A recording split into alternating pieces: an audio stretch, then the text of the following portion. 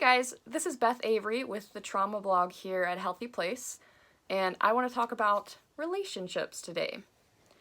So the blog that I wrote most recently was about intimate relationships, and for a lot of people they're immediately going to think of boyfriends, girlfriends, partners when they think about intimate relationships, but for me, intimate relationships could also include, your family members that you're close to, close friends that you've hung around with for a while, just any relationship where you're really enmeshed with that person.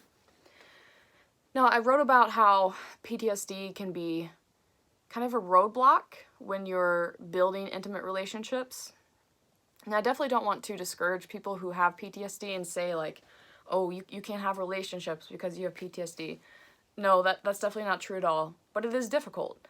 So I'd like to share how that's difficult, because I think a lot of people don't understand how much PTSD can affect you when you're trying to form a relationship. For me, the two hardest things about having PTSD when I'm in a relationship is, one, being able to trust that person. I have like crazy trust issues because I have PTSD. Like, I just don't trust people hardly at all. And it takes me a very long time to build trust with another person that I'm in a relationship with or that I'm building a friendship with. So people that want to be my friends or my partners, they kind of have to stick around and wait on my heart to warm up to them and accept that I just do things slower than most people. The other really difficult thing for me about having PTSD and forming relationships is physical touch. Physical touch is a big part of relationships, and you don't realize that until you try to take it out of relationships.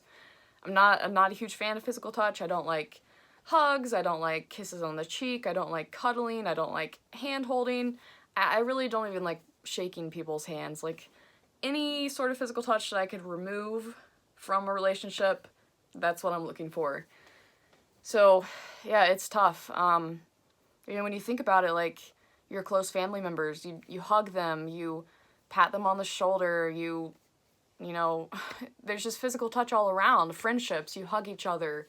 Boyfriends and girlfriends, you're cuddling, you're holding hands, you're hugging.